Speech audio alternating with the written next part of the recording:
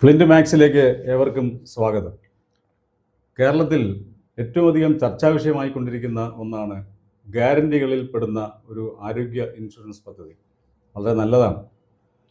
രാജ്യത്ത് പാശ്ചാത്യ നാടുകളിലെ പോലെ തന്നെ കേരളത്തിൽ എല്ലാവർക്കും ഇൻഷുറൻസ് ഉണ്ടാവേണ്ടത് അത്യാവശ്യമാണ് എന്നും കരുതുന്നവരാണ് ഞങ്ങൾ.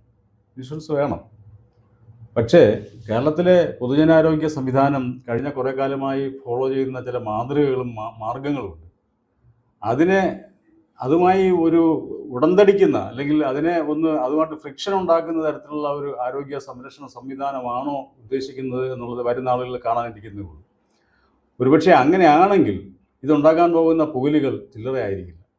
കാരണം കേരളത്തിൽ നമുക്കറിയാം, കേരളം ലോകത്ത് എല്ലായിടത്തും മാതൃകയായിരിക്കുന്നത് എന്തുകൊണ്ടാണ്? കേരളത്തിൻ്റെ ഈ ആരോഗ്യ ഇൻഡെക്സ് എന്ന് പറയുന്നത്, ഹെൽത്ത് ഇൻഡെക്സ് എന്ന് പറയുന്നത് ലോകം അംഗീകരിക്കുന്നത് എന്തുകൊണ്ടാണ്?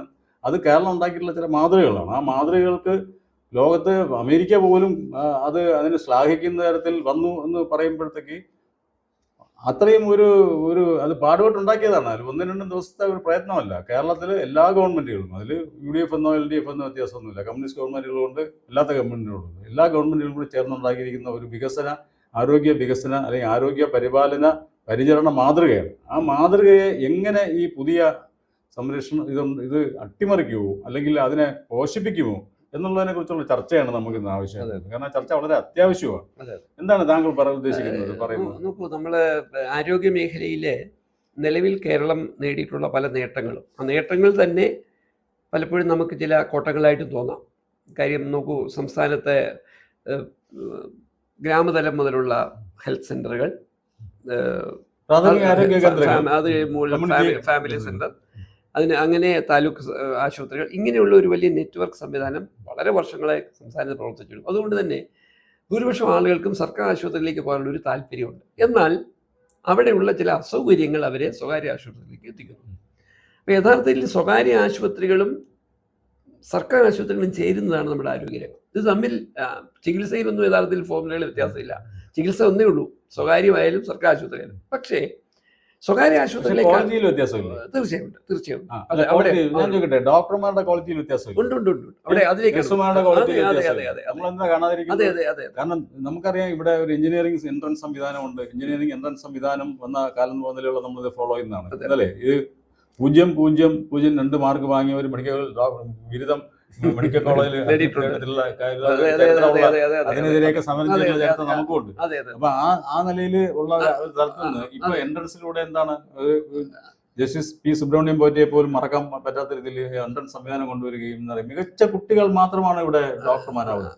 അതേസമയത്ത് ഈ മെഡിക്കൽ എൻട്രൻസ് ലിസ്റ്റിൽ വരുന്ന 2 ലക്ഷത്തിന് 7 ലക്ഷത്തിന്റെ അങ്ങേറ്റം കിടക്കുന്നവർക്കും ഇന്ത്യയിൽ എവിടെയും പോയി പഠിച്ച് കാശ് കൊടുത്ത് പഠിച്ച് ഡോക്ടറാവുന്ന സാഹചര്യം സ്വകാര്യ ആശുപത്രികൾ കൂടുതലും വരുന്നത്. വിദേശത്ത് പോയി പഠിച്ചിട്ട് ഇവിടെ വന്ന് ഡോക്ടറാണ്. അപ്പൊ ഇതിനകത്ത് 2 വശങ്ങളുണ്ട്. ഒന്ന്, സർക്കാർ ആശുപത്രിയിലെ ഡോക്ടർമാർ, അവിടുത്തെ നഴ്സുമാർ വളരെയധികം മെറിറ്റോറിയന്റഡാണ്, എക്സ്പീരിയൻസ്ഡ് കൂടിയാണ്. ഇപ്പം ലോകത്തിൽ ഏറ്റവും കൂടുതൽ പ്രസവം നടത്തുന്ന ആശുപത്രികളിൽ പലതും കേരളത്തിൽ നിന്നാണ്. ഇപ്പം Alappuzha medical college, Kozhikode medical കോളേജൊക്കെ ലോക റെക്കോർഡുകൾ ഇട്ടുകൊണ്ടിരിക്കുന്ന ആശുപത്രികളാണ്.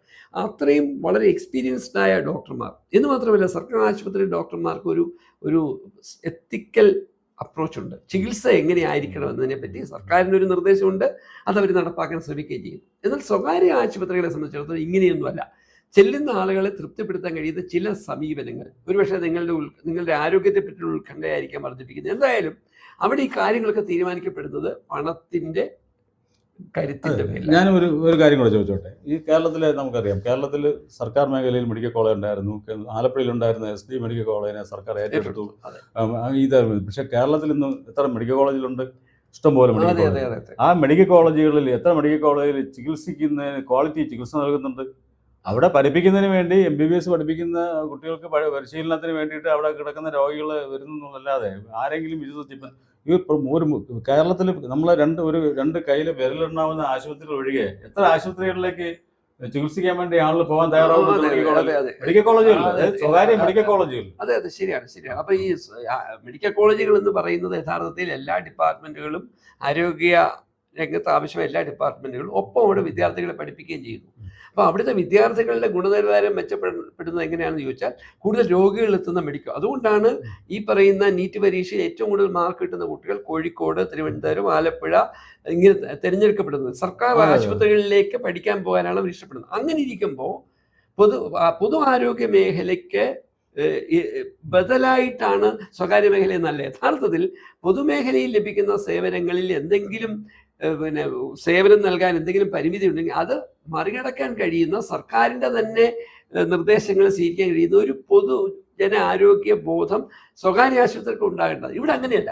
പലപ്പോഴും സ്വകാര്യ ആശുപത്രികളിൽ എത്തപ്പെടുന്ന രോഗികൾ അവർക്ക് ചില സാഹചര്യത്തിന് നിർബന്ധം കൊണ്ടാകാം, ഇല്ലെങ്കിൽ സ്വകാര്യ ആശുപത്രിയിൽ ചികിത്സിക്കുന്നത് എന്തോ അഭിമാനമാണെന്നുകൊണ്ടാണ്. പക്ഷെ അവരോട് ചോദിച്ചാൽ അവരനുഭവിച്ച വലിയ തരത്തിലുള്ള തെറ്റിദ്ധരിപ്പിക്കലുകളും കൊള്ളകളും പലപ്പോഴും നമ്മൾ കേട്ടുകൊണ്ടിരിക്കും. പ്രമുഖമായ ചില സ്വകാര്യ ആശുപത്രികളിലേക്ക് ഇപ്പം പോയി കഴിഞ്ഞാൽ ഈ മാലിക്കാരും മറ്റുമൊക്കെ വന്നിട്ട് പോയി കഴിഞ്ഞാൽ എന്നറിയാം, തിരുവനന്തപുരം മെഡിക്കൽ കോളേജിൽ ഉള്ളതിനേക്കാൾ തിരക്കാണ്.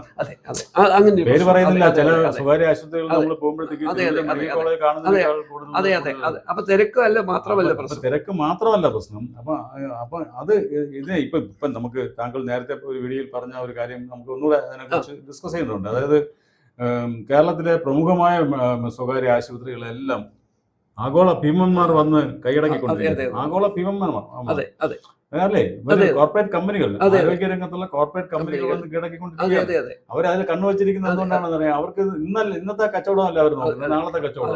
കാരണം കേരളം ഒരു ഇന്റർനാഷണൽ ഹെൽത്ത് ഹബ്ബാകാൻ പോവുകയാണ്. കാരണം ഇപ്പം തന്നെ നമ്മുടെ സുഹൃത്തുക്കൾ തന്നെ ലണ്ടനിൽ നിന്നായാലും മറ്റ് രാജ്യങ്ങളിൽ നിന്നായാലും അവര് ഒരു ട്രീറ്റ്മെന്റിന് വേണ്ടി വരുന്നത് എല്ലാ ചെലവും കഴിഞ്ഞ് പോയാലും അവിടെ ചികിത്സിക്കുന്നതിനൊക്കെ നാലിലൊന്നും ചെലവ്. ആ നിലയിൽ ഒരു ഹബ്ബായി, ഒരു ടൂറിസം ഹബ് എന്ന് പറഞ്ഞാൽ ഒരു ഹെൽത്ത് ടൂറിസം ഹബ്ബായി.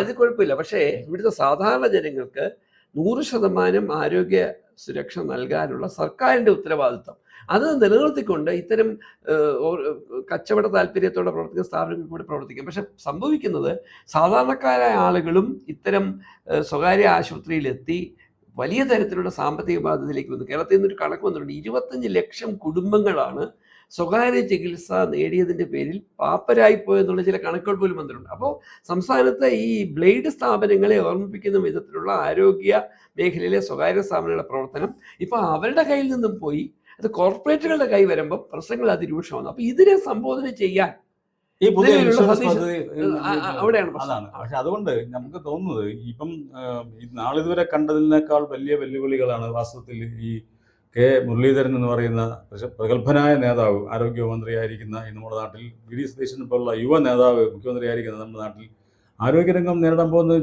ചെറിയ വെല്ലുവിളിയല്ല എന്നാണ് ഞങ്ങൾക്ക് പറയാനുള്ളത്. എന്തായാലും ഞങ്ങൾ ഇത് വളരെ കീനായിട്ട് തന്നെ വാച്ച് ചെയ്തുകൊണ്ട്